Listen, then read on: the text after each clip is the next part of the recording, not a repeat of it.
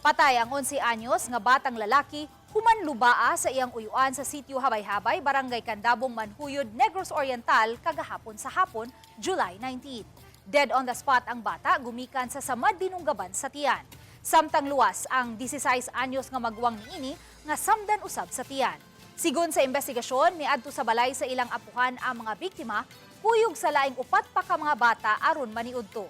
Apan miabot ang uyuan sa mga bata ug walay istorya, gidunggab ang 11 anyos nga biktima.